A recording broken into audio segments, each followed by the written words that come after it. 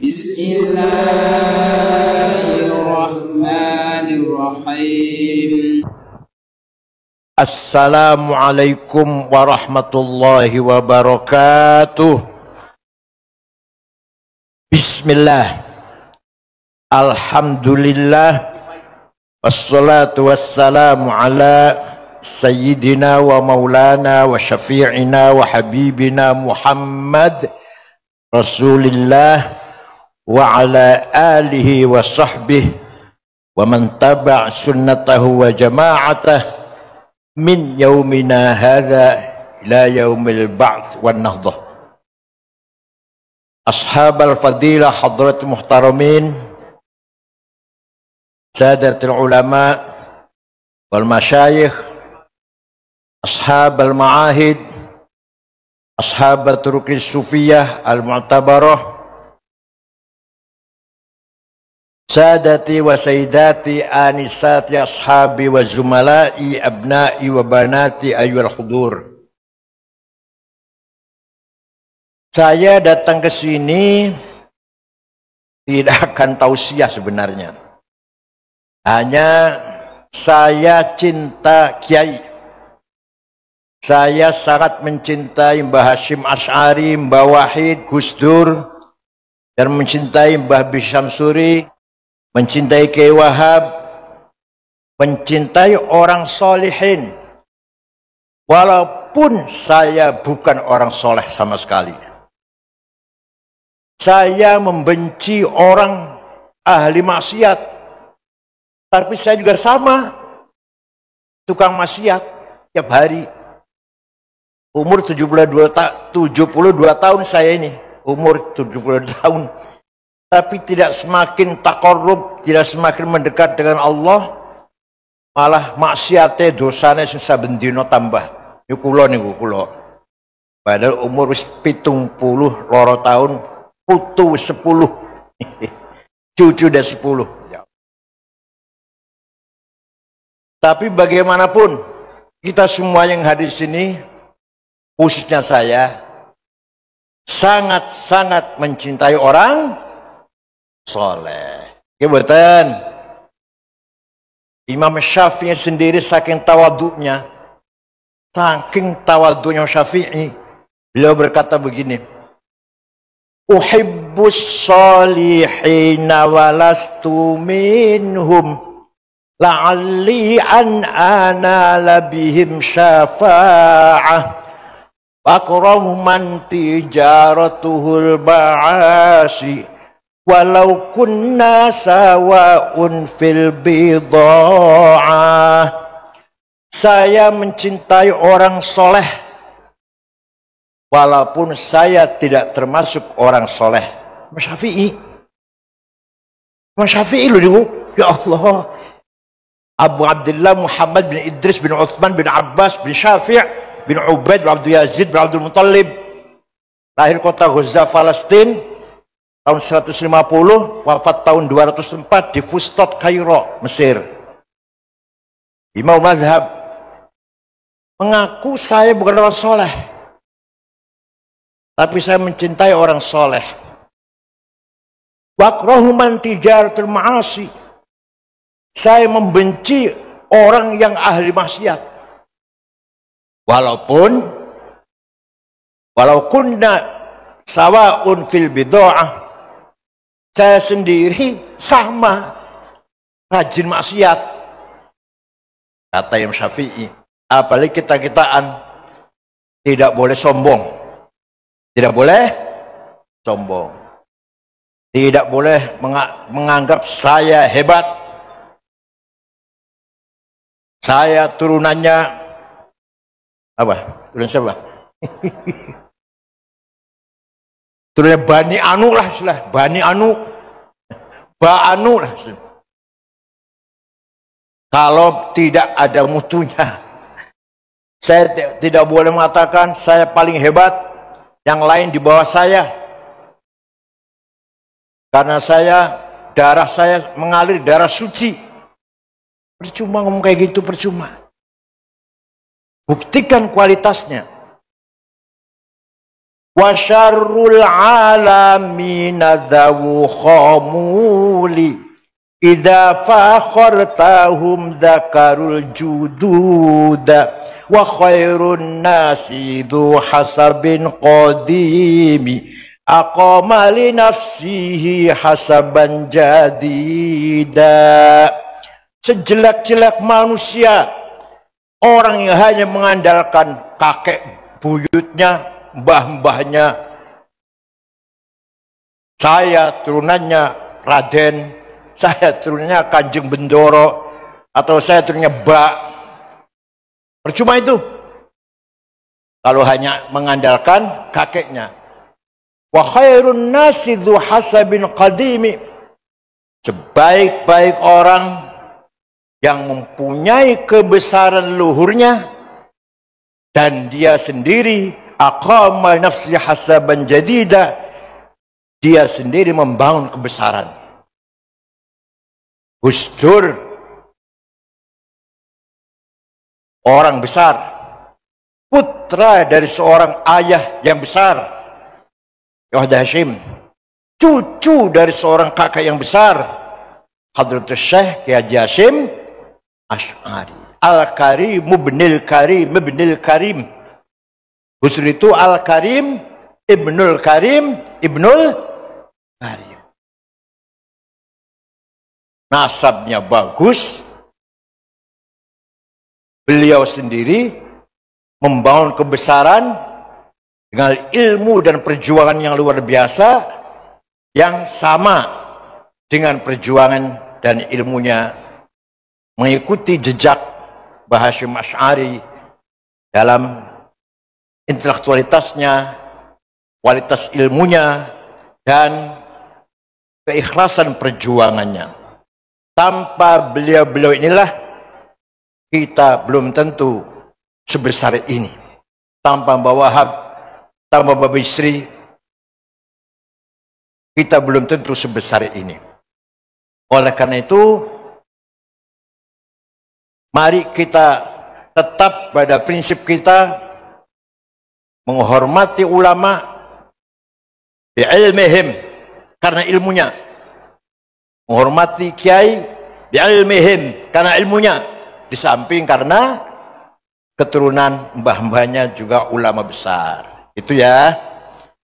Karena ulama lah yang sebenar-benarnya melanjutkan pewaris Rasulullah sallallahu alaihi wasallam. Al-ulama umana'ul ummah, umara ummati. Para ulama, para kiai, orang yang bisa dipercaya untuk memelihara umat. Ulama lah yang mampu memelihara umat. Dulu para sahabat berjasa besar memperluas Islam sampai ke Cina. Sahabat Qutaibah bin Muslim sampai ke Asia Tengah. Sahabat Qutsam Ibnu Abbas sampai ke Maroko. Sahabat Uqbah bin Nafi', Mesir, Libya, Aljazair, Tunis, Maroko, Uqbah bin Nafi'. Sampai ke Andalus, Tariq bin Ziyad. Nah, itu biasanya para sahabat. Tapi yang membangun ilmu pengetahuan, peradaban, kemajuan Islam dari sisi ilmu, para ulama. Terutama abad kedua Hijriah. Orang yang pertama kali menggagas ilmu nahwu, grammar, ya Allah, mubtada, khobar, fa'il, naibul fa'il, maf'ul bih, maf'ul mutlak, maf'ul lah, hal, tamyiz, ismu kana, khobaru kana, ismu inna, khobaru inna. Bukan orang Arab, orang Persi, orang Ajam. Imam Amr bin Qumbur, atau yang terkenal dengan panggilan Imam Sibaweh. Kalau kita renungkan, ajib tuh. Yang menciptakan ilmu grammar Arab bukan orang Arab. Paham boten? Masih bawe.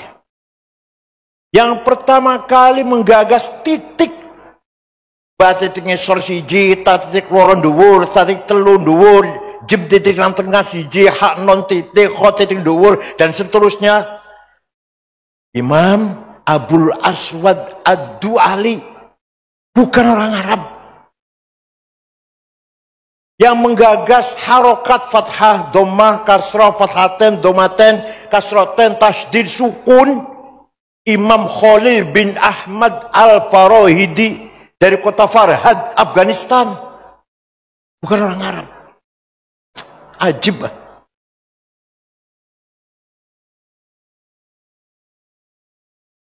Yang menggagas ilmu mustalah hadis tahun 99 Hijriah, Umar bin Abdul Aziz, Khalifah Umar bin Abdul Aziz prihatin melihat banyak hadis palsu, hadis bohong, qala Rasulullah bohong, demi politik atau demi saingan politik, saingan dagang, gengsi-gengsian.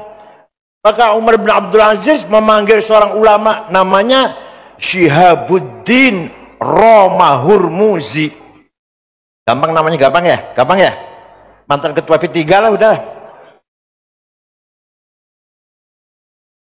Syekh, bisa nggak bikin metode ilmu menyaring informasi, mana yang benar, mana yang kurang benar, mana yang salah? Insya Allah bisa, kata Syihabuddin. 1 minggu menghadap khalifah sudah beres. Apa nama ilmunya? Mustalahil hadis. Hadis dianggap sahih kalau syaratnya 4. Antara murid dan guru ketemu. Contoh misalkan, saya ngomong kata Gus Dur begini, begini, begini. Benar itu, karena saya jumpa. Kalau saya ngomong kata Mbah Hashim, nggak benar itu. Saya nggak ketemu kok. Yang kedua, gurunya hafalnya cerdas, nggak pernah lupa. Dhabit. Kalau tadi mutasil, yang kedua dhabit. Yang ketiga, thiqah. Gurunya bisa dipercaya, nggak pernah nyolong sendaling masjid. Apalagi kok isi kotak masjid, apalagi. Yang keempat, adil si guru ini. Itu baru hadis sahih. Kurang 1 syarat hasan. Kurang 2 syarat dhaif. Dhaifnya mauquf, maqtu, munqati, mursal, muallal, dan seterusnya. Sampai ada yang paling jahat, yang paling parah, makdzub, mungkar. Itu yang bikin namanya Syihabuddin Romahurmuzi. Imam Bukhari, Imam Muslim menggunakan metode itu. Juga Imam Bukhari, Muhammad Ismail Al-Bukhari yang wafat tahun 256, menghafalkan atau menyaring hadis. Beliau hafal 600.000 hadis. Setelah disaring menurut beliau hanya 4.000 yang sahih. Menurut Imam Muslim lebih dari 4.000 ditambah oleh Imam Muslim. Menurut Imam Hakim enggak, banyak hadis sahih itu ditambahin namanya Mustadrakil Hakim. Di pesantren harus mendalam ilmu mustalah hadis, bukan hanya menghafal hadis. Mustalah hadis harus tahu persis. Supaya ada bedanya antara kiai kuliah pesantren dengan SAG. Kalau nggak ngerti mustalah hadis, apa bedanya kuliah pesantren dengan SAG? Usul fiqh, ya Allah. Pesantren harus mendalam usul fiqh. Dari Lataiful Isyarat, Al-Waraqat sampai Jam'ul Jawami yang paling sulit, Ghayatul Wusul lumayan sulit. Karena Abu Zakir Ansori. Suatu ketika Gubernur Abdurrahman Al-Mahdi, Gubernur Transoksania, Asia Tengah lah, Afghanistan dan sekitarnya, kirim surat pada Imam Syafi'i. Dibuka suratnya, dibaca oleh Syafi'i, Syekh, saya ingin paham syariat Islam dengan benar. Imam Syafi'i memanggil muridnya Rabi' bin Sulaiman Al-Muradi. Rabi', ada surat nih dari gubernur, tanya tentang bagaimana memahami syariat Islam dengan benar. Ayo, naktub ar-risalah, tulis surat yuk. Jawab pertanyaan gubernur. Imam Syafi'i imla dikte, Rabi' nulis. Akhirnya surat balasannya Imam Syafi'i kepada gubernur Abdurrahman Al-Mahdi, risalahnya Syafi'i berjumlah 300 halaman. Itulah yang dikenal dengan Ar-Risalah lil Imam Asy-Syafi'i. Pesantren harus mengaji ini. Bukan hanya fikih, usul fikihnya yang harus didalami pesantren. Otaknya cair gitu loh. Otaknya pengencer. Kalau hanya fikih saja gampang. Gimana isinya surat? Ini kalau saya terangkan 2 tahun ini. 4 semester. 1. Gubernur, kalau yang paham syariat Islam dengan benar, harus paham ayat-ayat Al-Quran. Dengan berbagai macam tipenya. Ada ayat muhkamah, sudah jelas baku. Qul huwallahu ahad. Ada ayat mutasyabihah, remeng-remeng. Butuh tafsir, butuh takwil. Aula mastumun nisa. Suami istri punya wudu, senggolan batal. Apa senggolan itu? Lalu di sini ulama khilaf. Menurut Imam Syafi'i, suami istri punya wudu, senggolan batal. Sengaja atau enggak sengaja, syahwat atau enggak syahwat. Kakek-kakek dan nenek-nenek senggolan enggak sengaja, batal wudunya. Menurut Imam Malik, kalau syahwat batal, kalau enggak. Menurut Imam Hambali, kalau saling lamasa itu musyarakah, saling merangkul batal, kalau enggak cuma gandeng, tawaf gandeng enggak batal. Imam Hambali. Menurut Imam Abu Hanifah, suami istri punya wudu, ciuman sengaja dengan syahwat enggak batal, asal tidak yang satu. Paham kan yang satu, paham ya?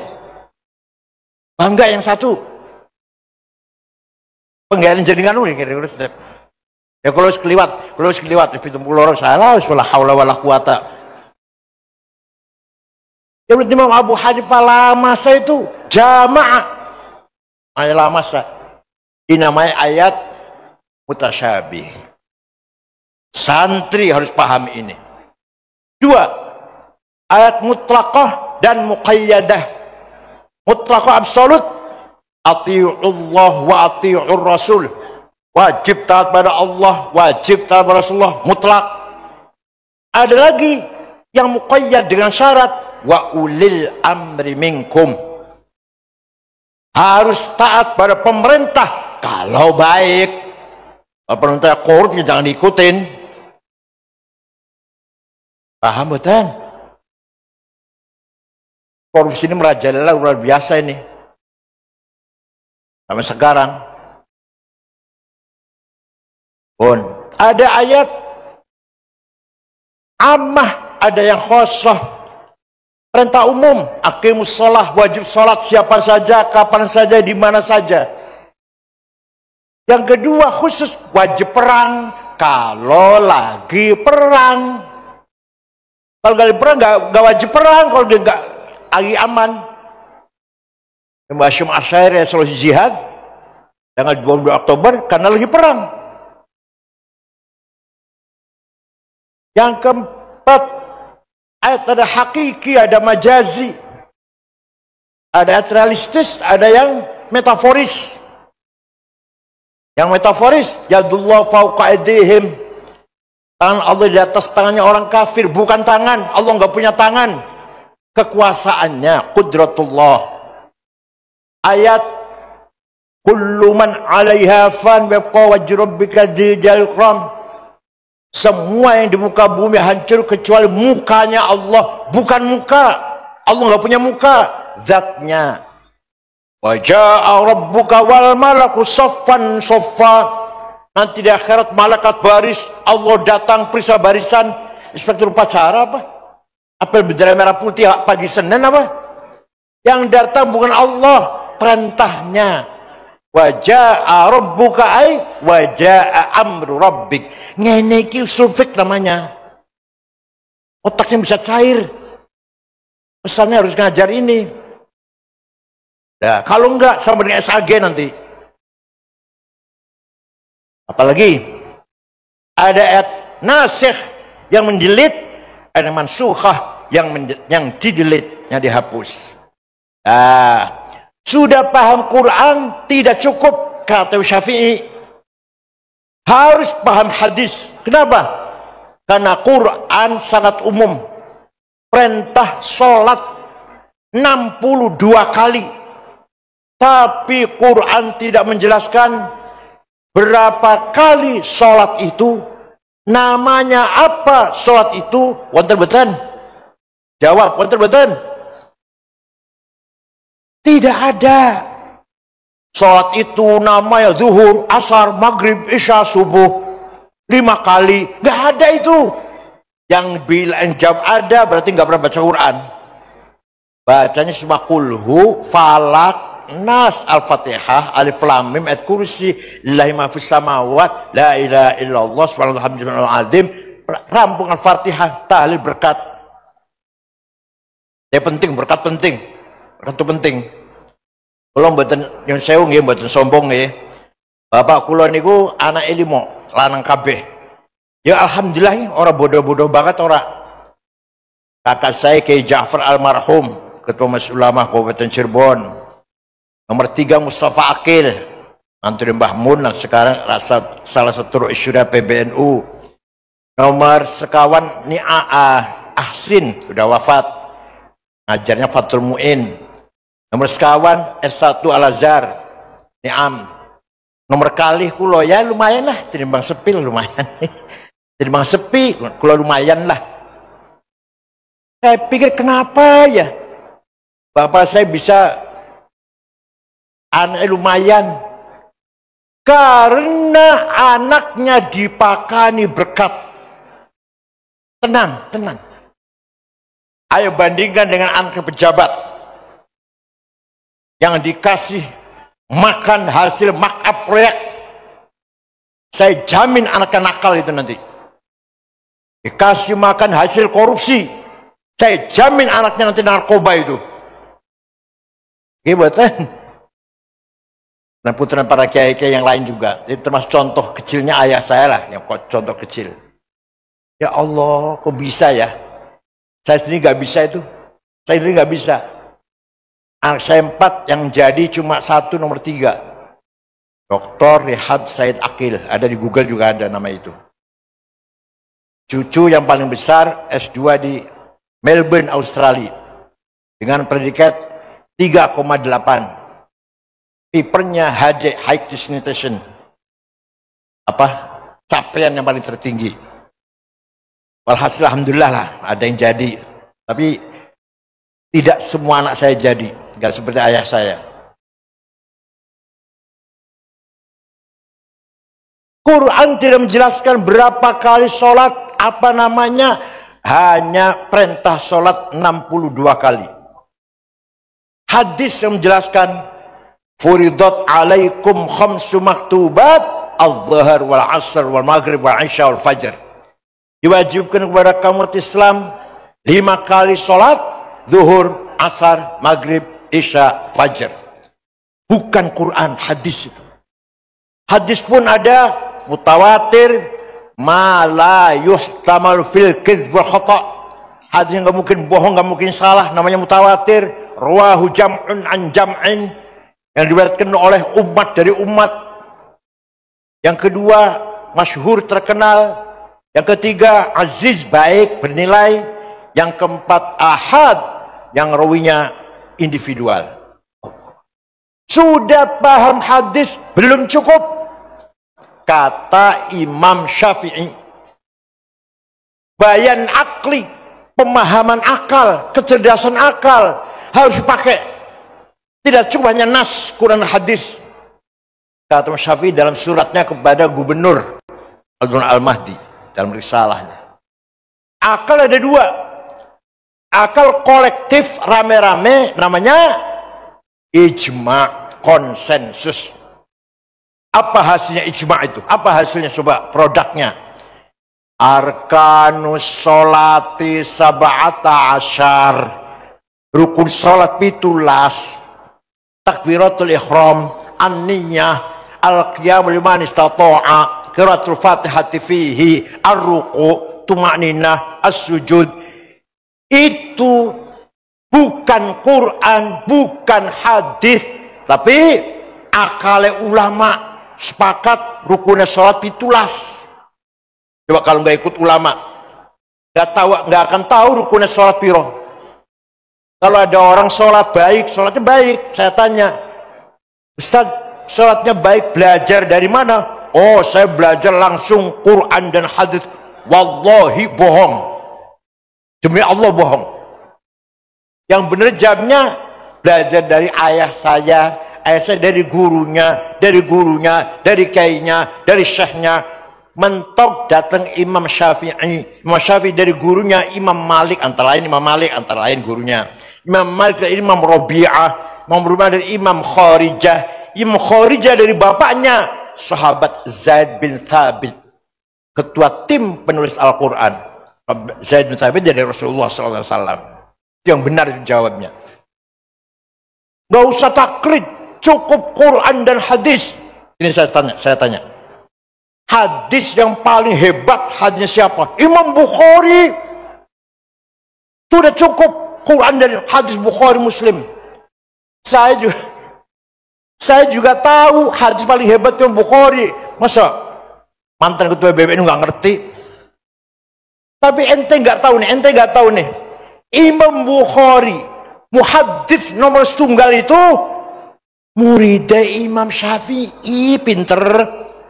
Kalau betul ngomong goblok yang nanti kayak Gus Miftah nanti. Imam Bukhari Muhammad bin Ismail yang hafal hadis 600.000. Dua cuma kulit sampulnya kafre kitab Bukhari. Sahih Al-Bukhari, ta'lif wa tasnif Muhammad bin Ismail Al-Bukhari, Al-Mutaffa sanat 256. Syafi'iyul madhab. Imam Bukhari sing hafal hadis 600.000, wafat tahun 256. Imam Syafi'i kan 204. Imam Syafi'i 204, dikit 256. Bermadhab Syafi'i, taklid pada Imam Syafi'i. Imam Bukhari kalau taklid, NTSAG Masya Allah, perguruan Islam swasta. Dosnya sering mencret, awakmu sering bolos, pas. Bayar 15 juta di wisuda S1. Aku yang ngerti umumnya.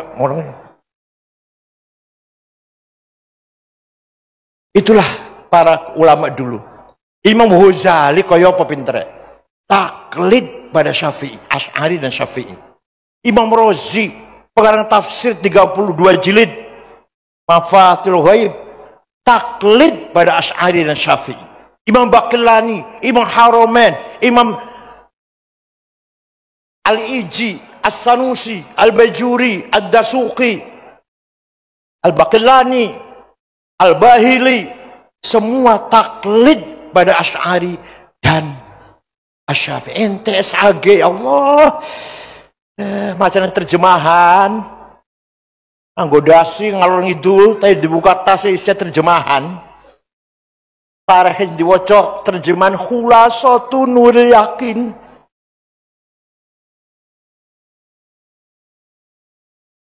Hanya saya hormati. Satu lagi, kecerdasan akal individual.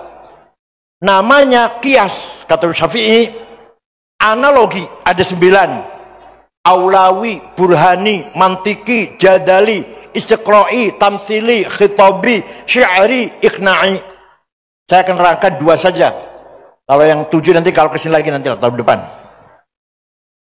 Pertama, kias burhani, kias fakta. narkoba, sabu-sabu haram. Di Quran nggak ada. Inna sabu haram. Di Quran atau hadis qala Rasulullah SAW sabu haram wal Bukhari watan. Ijma' pun nggak ada. Harus pakai kias kalau akan menghukumi itu. Namanya kias burhani. Gimana kias burhani itu? Ada muskirun. Ini barang memabokkan, namanya muqaddimah sughra, premis minor. Wa kullu muskirin khamrun, setiap mabokkan berarti khamr. Itu namanya muqaddimah kubra, premis major. Wa kullu khamrin haram, setiap khamr itu haram, namanya qaul syarih, legal statement. Fahadha haram, maka ini barang haram, namanya natijah sadiqah, positive conclusion. Harus diajarkan di pesantren. Kalau enggak ini enggak cair otaknya nanti. Coba kalau enggak pakai kias, kita enggak bisa menghukumi sabu-sabu, narkoba, kokain, heroin. Di Quran, di hadis enggak ada. Kias aulawi.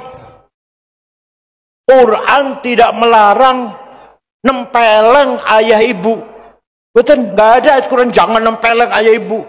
Yang ada wala taqul lahuma uffi wala tanharhuma. Kamu jangan ngomong kasar dengan ayah ibu, jangan bentak-bentak ayah ibu. Kalau gitu kita masuk rumahnya ayah ibu, gak usah ngomong, gak usah bentak, tempeleng aja. Gak boleh. Kalau bentak saja haram, kalau ngomong kasar saja haram, lebih-lebih kalau orang Sunda komo keneh, komo deui. Fabil aula, lebih-lebih nempeleng. Wala taqrabuz zina innahu kana fahisyatan wa sa'a sabila. Jangan mendekati zina. Mendekati loh yang dilarang. Yang dilarang apa? Mendekati. Zinanya jawab. Zinanya yang dilarang mendekati. Kalau mendekati saja haram, lebih-lebih itu harus pakai kias memahami ayat ini. Nggak pakai kias nggak bisa itu. Nah, ini yang penting, kesimpulannya yang penting. Dengan adanya metode akli yang namanya ijma' dan kias, melahirkan ilmu namanya ilmu faqih. Ilmu faqih itu produk dari metode ijma' dan kias. Bayan akli ulama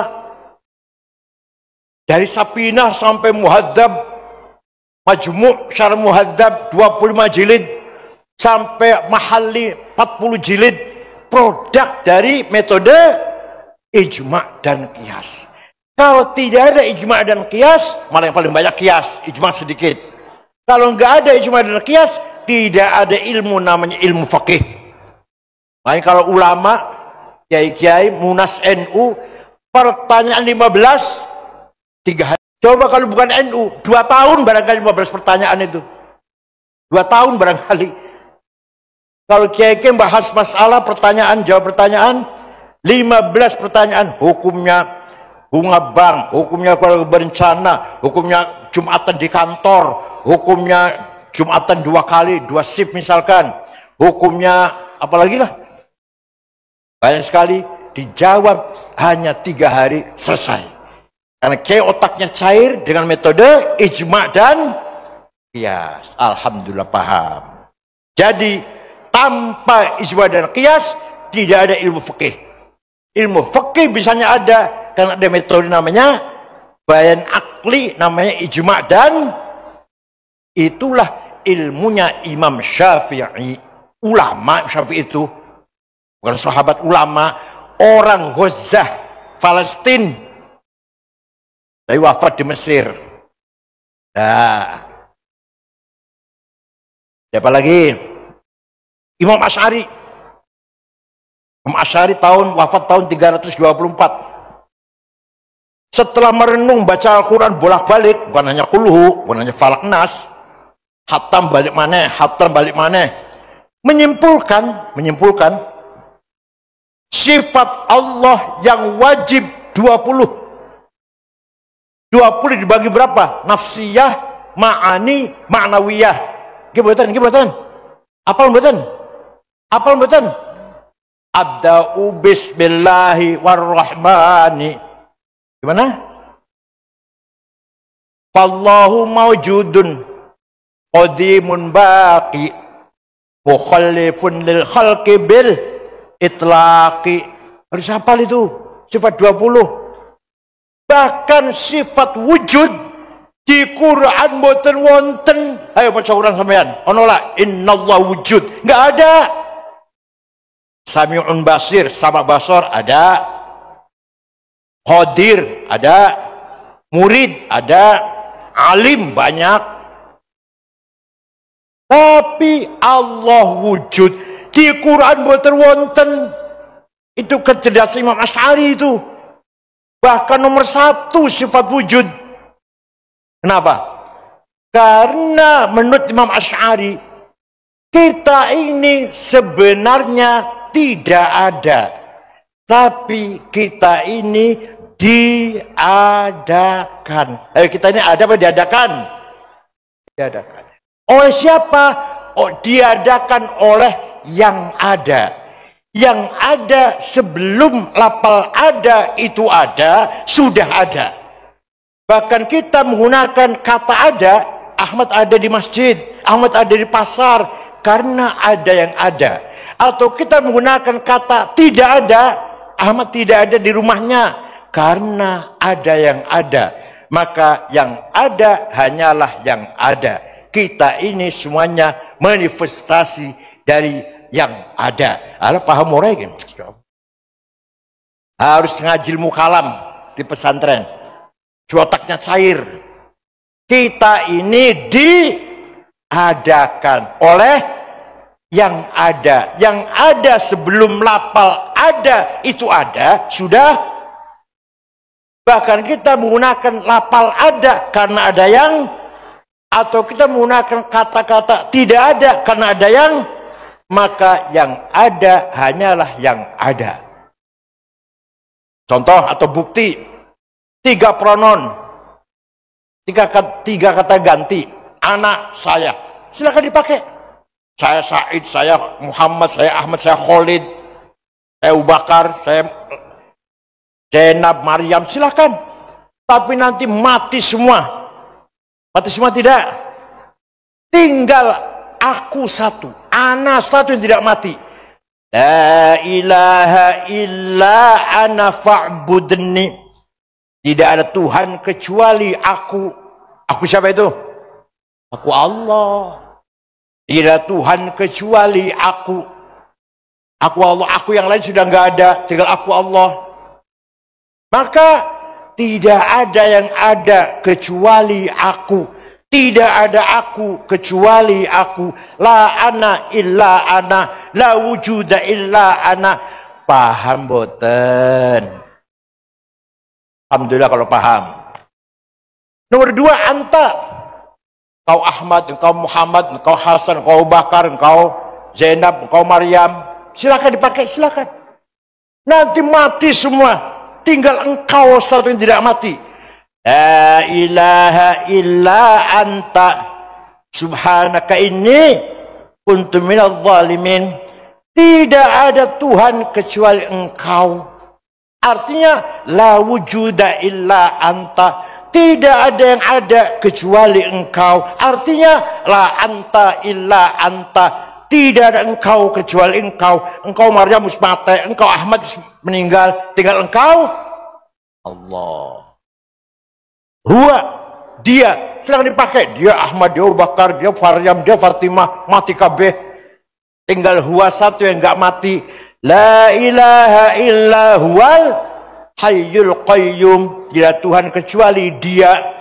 Berarti tidak ada yang ada kecuali dia. Berarti tidak ada dia kecuali dia.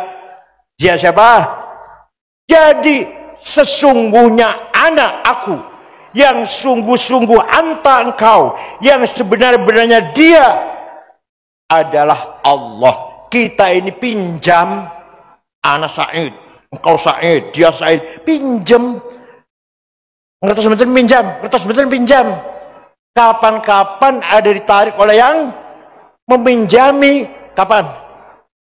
Silakan sampean pakai aku soleh, aku Hasan, aku Ahmad. Dicabut oleh yang punya. Paham betul? Yang punya Allah, aku Allah, engkau Allah, dia Allah. Kita ini pinjam. Maunya berapa tahun pinjamnya? Ini berapa tahun pinjamnya?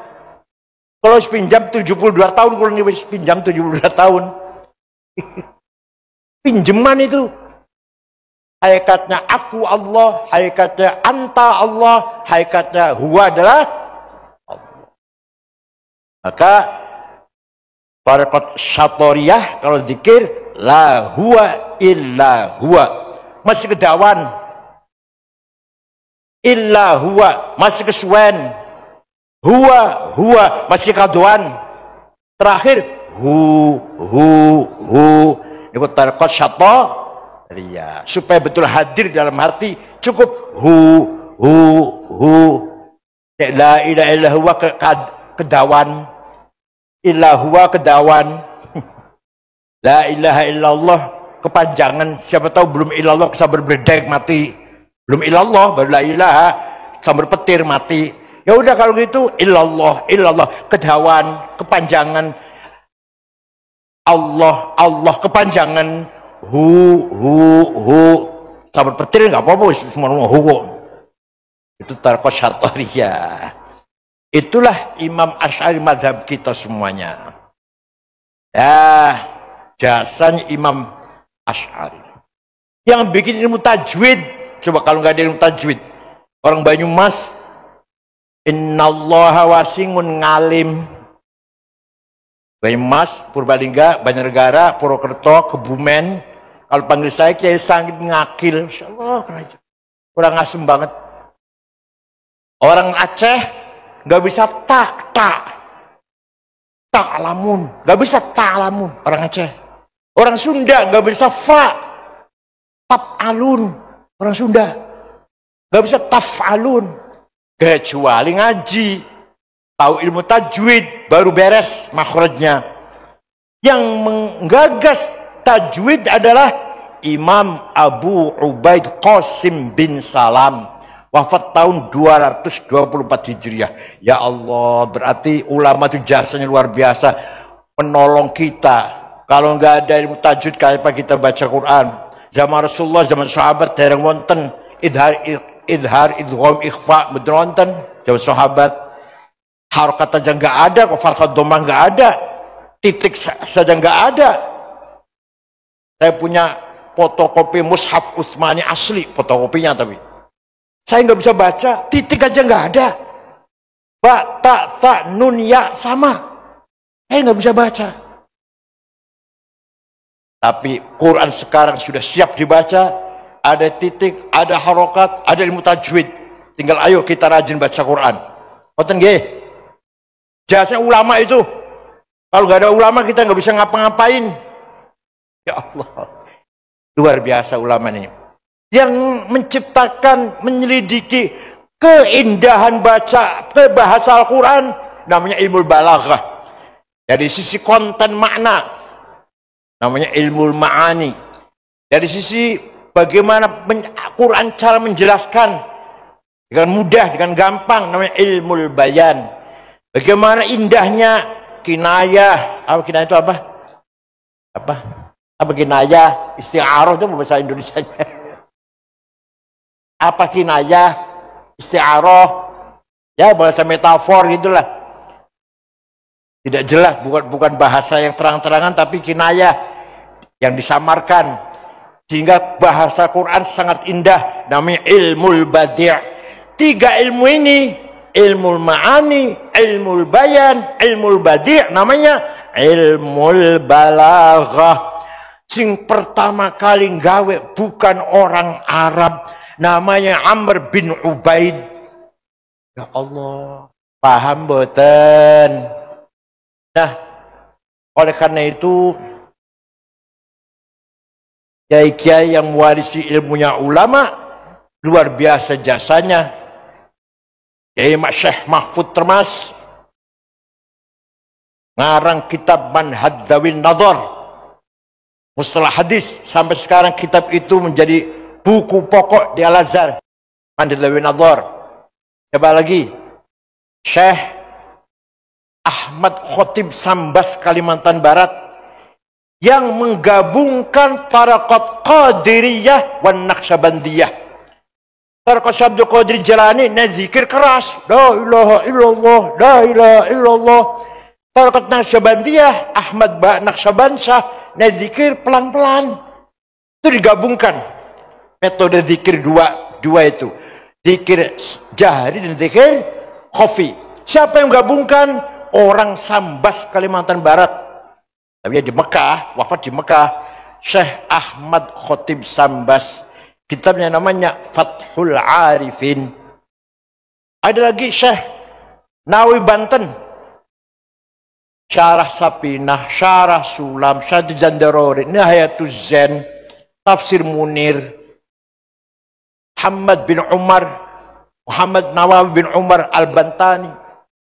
Ada Syekh Yasin Padang, nyarahi Sunan Abu Dawud 20 jilid, belum Ayatul Ahkam dan lain-lain. Orang Padang, wafat tahun 90 kemarin, saya masih di sana wafat. Ya Allah. Jadi sebenarnya ulama-ulama luar biasa di kita ini. Mbah Hasyim Asy'ari luar biasa. Berjasa besar menggabungkan antara teologi dan politik kebangsaan. Hubbul watan wal iman, artinya apa?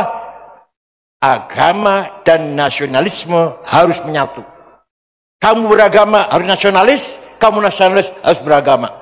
Di Timur Tengah, negara Timur Tengah, negara Arab, tidak ada kiai yang mengatakan hubbul watan wal iman, nggak ada. Sehingga yang pejuang nasionalis saja, nggak bicara agama, Saddam Hussein, Hafid Assad, Jamal Nasir, Muammar Gaddafi, Jafar Numeri, Habibur Ghaibah, siapa lagi? Tokoh nasionalis Arab lah. Nggak bicara agama, nggak pernah berjuang agama.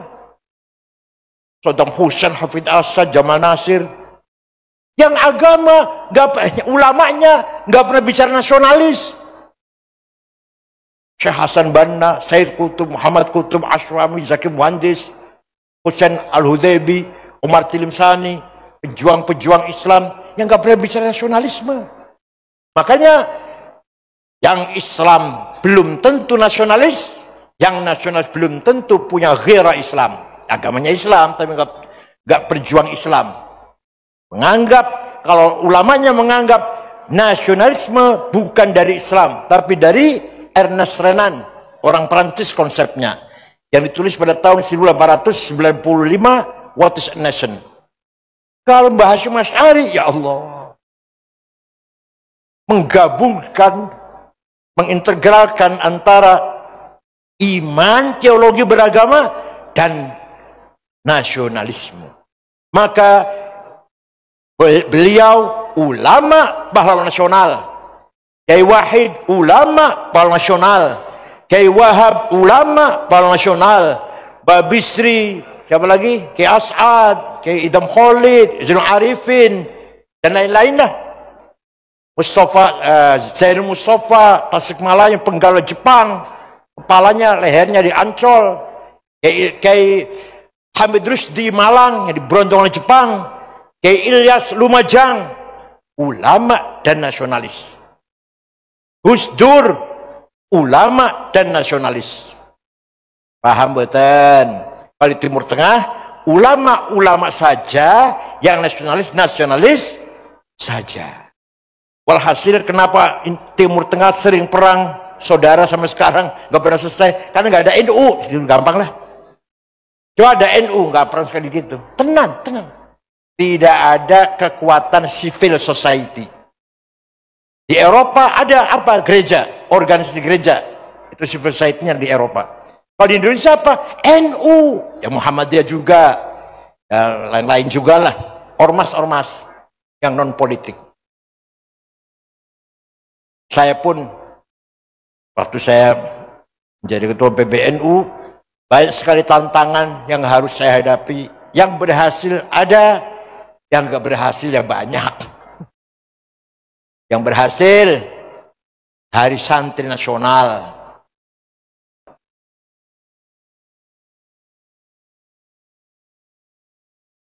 Hari Santri. Waktu Pak Jokowi kampanye, periode pertama, kalau saya menang akan ada Hari Santri. Oke. Begitu menang, mau ditentukan 1 Muharram, saya matur, nyun sewu Pak Presiden, kalau 1 Muharram tahun Hijriah internasional milik orang Islam semuanya. Jadi apa Hari Santri? Tanggal 20 Oktober. Disitulah peran santri sangat menonjol dalam pertahankan kemerdekaan Indonesia. Oh gitu ya. Kemudian Presiden merintah Pak Lukman Saifuddin Menteri Agama, FGD diskusi di Hotel Salak Bogor, narasumbernya Profesor Azumadi Azra almarhum, Direktur Pesantren Al-Idrus, dan saya. Semua ormas datang dari jam 2 sampai jam 9 malam. Semua ormas, Persis, Perti, Syariat Islam, Al-Irsyad, Nahdlatul Wathon, PUI, Al-Ittihad, Wasliyah, Matul Anwar sepakat Hari Santri tanggal 20 Oktober. Pengalaman saya ini, alhamdulillah diputuskan oleh Jokowi, ditandatangani tanggal 20 Oktober Hari Santri Nasional. Sekarang sudah sempurna sejarah Islam. Kalau dulu masih kurang sejarah itu karena nggak diceritakan peranan kiai dan dalam pesantren. Sekarang sudah ada Hari Santri, berarti sejarah nasional kita, sejarah Indonesia sudah lengkap. Ada peranan santri dan kiai-kiainya. Paham betul? Ada lagi undang-undang pesantren. Saya pun memberi masukan. Waktu itu ada 3 poin yang saya nggak setuju. Pesantren di bawah koordinasi Kemenag. Aduh. Nanti kiai di bawah KUA nanti. Saya nggak mau tuh, saya nggak mau. Coret. Pesantren mitra Kementerian Agama. Bukan di bawah, tapi mitra Kementerian Agama. Kalau itu di bawah koordinasi, ya Allah. Kedua, pesantren tetap independen. Tidak boleh diintervensi oleh pemerintah. Ketiga, pesantren punya kurikulum yang nggak boleh dirubah. Punya khalfiyat, pula marji', asasiyat yang tidak boleh dirubah. Itulah pesantren ciri khasnya. Ya Allah. Alhamdulillah berhasil undang-undang pesantren. Itu kenang-kenang saya waktu jadi ketua PBNU, dan ada perguruan tinggi NU 43 selama saya 10 tahun, 11 tahun lah. Sekolah tinggi NU 43. Masya Allah, kebetulan nasibnya saya rada lempeng itu. Agak lempeng. Ada 43 perguruan tinggi, ada yang UNU, ada yang sekolah tinggi. Sumatera Utara, Sumatera Barat, Lampung, Gorontalo, Minahasa, Kalsel, Kalbar, Kaltim, NTB, yang luar Jawa ya semua, Blitar, Surabaya, Sidoarjo, SKB lah, Cirebon, Kebumen, Cilacap, Jakarta. Ada yang saya hormati. Itu pengalaman yang berhasil, mudah-mudahan. Yang gagal, yang masih belum tercapai masih banyak sekali. Bagaimana mentanzim, memanage as-sarawat al-ijtimaiyah, social capital warga yang jutaan, bagaimana dimanage menjadi kekuatan. Itu yang saya belum berhasil. As-sarwatul turasiyah, as-sarwatul hadhariyah wa thaqafiyah, culture capital masih bertahan kita. Kalau tahlilan diganti bahasa Indonesia purun betul. Mari kita sama-sama baca Al-Fatihah yang pahalanya kita sampaikan kepada Rasulullah dan para sahabatnya dan para keluarganya dan para awliya, para marem betul gitu. Padahal sama saja nyampe loh, sama saja. Allah ngerti bahasa Indonesia lah. Enggak marem, itulah budaya NU. Ila hadratin Nabi Mustafa Rasulullah SAW, bila jami' al-washabil kiram, ihsan, Bedanya aulia illah masyarakat magharibiha bariha wahdiha jubal banempu artinya apa itu? Pada seluruh para wali Allah yang ada di darat dan di laut, yang ada di kanan, yang ada di darat dan ada di gunung, ada di kanan dan sebelah kiri. Buat ini apa itu? Jibaliha wa diyatiha yang ada di jurang-jurang, bariha wa bahriha yang ada di laut dan ada di daratan, yamin wa samiliha yang ada di kanan dan di kiri para aulia ilah. Kemudian masyaikhina wa masyaikhina wa abaina wa jaddatina wa jaddatina wal muslimat al-fatihah. Marem mboten? Jaga itu jangan sampai hilang. Ada lagi simbolik kapital, pakai batik, pakai kopiah, pakai sarung. Kita kalau sholat pakai kopiah, badannya bukan jaminan khusyuk, bukan. Sopor roh, siapa tahu yang nggak pakai kopiah khusyuk, yang pakai kopiah nggak khusyuk, siapa tahu loh. Tapi itu simbol kita, pertahankan. Pakai kopiah kalau sholat, terutama kalau sholat. Kalau kata ayah saya, saksi nikah harus pakai kopiah. Ini ono saksi nikah orang yang kopiah orang sah, masya Allah, galak banget. Padahal cuma simbol nih, cuma simbol nih. Jaga itu simbol kekayaan kita.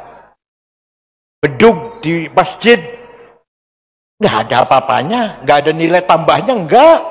Kalau ada bedug terus sholatnya khusyuk gitu, kalau nggak ada bedug sholatnya kurang, enggak. Tapi itulah simbol budaya kita, pertahankan itu.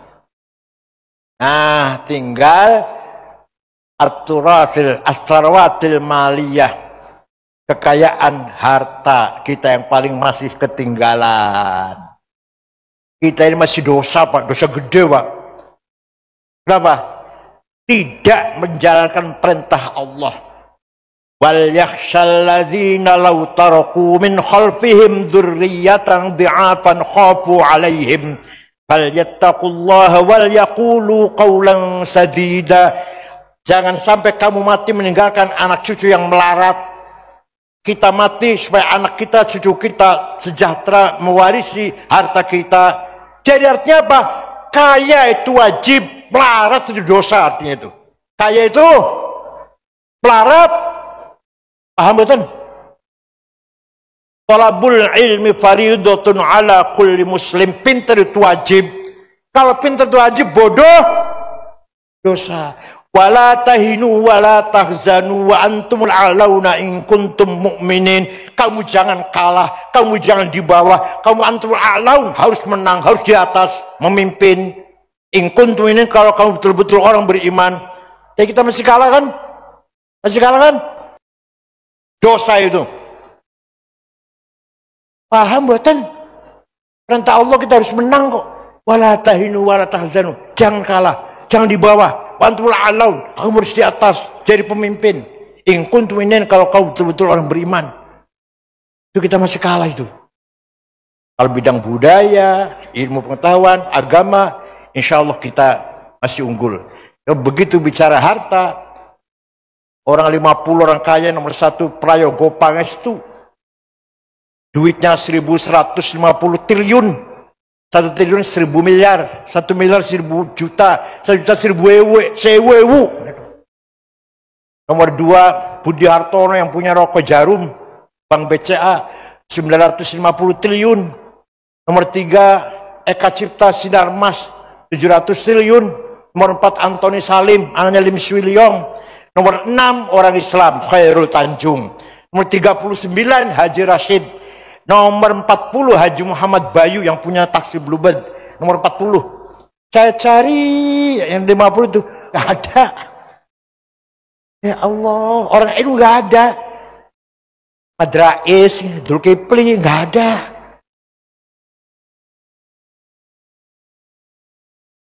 Itu yang kita ketinggalan. Dosa. Kita melarat, dosa. Wajib kaya. Paham boten?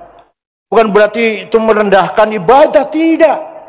Jam 3 bangun, sholat tahajud. Kalau jam 3, jangan jam kali ya monggo lah. Jam 3 bangun, sholat tahajud.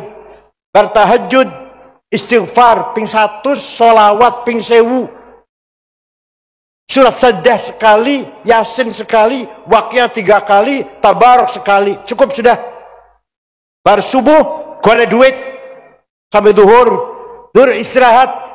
Sholat, makan siang, golek duit. Sampai asar. Asar sholat, golek duit mana? Sampai maghrib. Maghrib istirahat.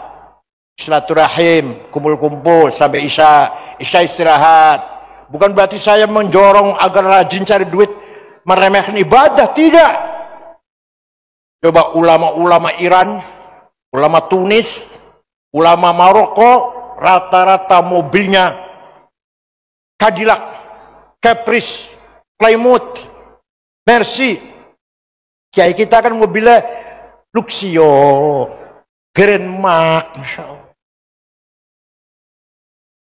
Ulama-ulama luar Tunis, Maroko, jasnya Wall, Dormil, semeter 13 juta. Minyak wanginya Bulgari, 5 juta. Louis Vuitton, 7 juta. Joe Malone, 3,5 juta. Kiai kita kan misik, Masya Allah. Baunya batuk, bikin batuk orang. Bajunya Pierre Cardin, Christian Dior, Gaila Ross, 7 juta baju itu. Kita bajunya jahitan. Jahitan, alah, tukang jahit desa. Sepatunya Hermes, 25 juta. Kiai kita sandal lili. Kiai kita baju koko, orang minggu turun di kumbah. Kopiannya hitam enggak, coklat enggak, hitam campur coklat. Tasnya itu tasnya. Bukan ecolak, ini paling rendah ecolak tuh 2 juta lah. Ecolak, Delsi, Samsonite, syukur-syukur. Gucci 75 juta, syukur-syukur. Kalau kayak kita tasnya di pojok ada tulisan Musyawarah Majelis Ulama Kabupaten. Menyedihkan. Mulai besok kiai harus kaya. Kata Imam Abil Hasan Syadzili, beliau keren. Tiap hari ganti bajunya, pakaiannya, mahal-mahal. Ditanya oleh muridnya, Syekh, panjenengan salah satu wali kutub, Abdul Jilani, Asyadzili, Ar-Rifai, Said Ahmad Badawi, itu Said Kutub 4 itu, wali kutub. Panjenengan wali kutub, tapi keren. Nah, kenapa? Kiai-kiai yang lain kok nyemprul? Jawabnya, libasi yakul, pakaian sing larang tak nggo iki iso ngomong, pakaianku iso ngomong piye? Ana goni fala tarhamuni, saya kaya nggak usah kamu amplopin. Itu pakaian bagus itu. Jadi kalau pakaian nyemprul itu artinya ayyuhannas ana fakir farhamuni, aku kiai melarat, amplop rene lah. Kalau pakaiannya nyemprul, paham boten? Maka kiai harus keren. Salaman dengan gubernur, dengan pangdam, dengan kapolda, tegak. Karena kaya. Ojo dingkluk, ndasen salaman karo pejabat. Harus kaya. Ayo. Bila perlu bajunya bagus kiainya daripada bupatinya. Paham boten?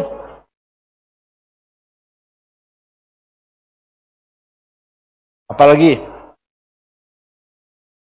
Keren, namanya As-Sarwatil Maliyah, punya apa?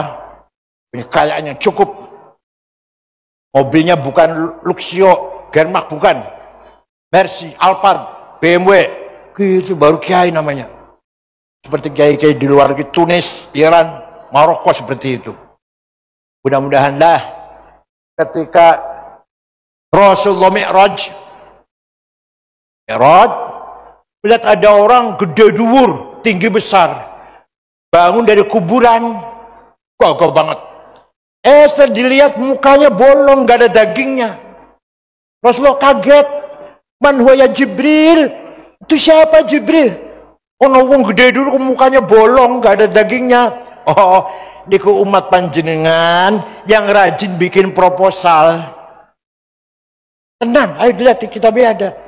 Yang rajin minta-minta, makin tangisin kuburan sampean orang dagingnya mukanya. Paham boten? NU harus mandiri, pesantren harus kaya mandiri. Siap? Bukan amin, jangan bukan amin loh. Siap jawabnya. Siap? Oh dikira dongo amin. Enggak, bukan dongo saya. Siap betul? Awas kalau saya isi lagi masih melarat, awas. Harus kaya. Cekap sama temawon, mudah-mudahan kita semua datang ke sini ala barakatillah. Syukran wa dumtum fil khair barakati wan najah. Wallahu a'lam. Assalamualaikum warahmatullahi wabarakatuh.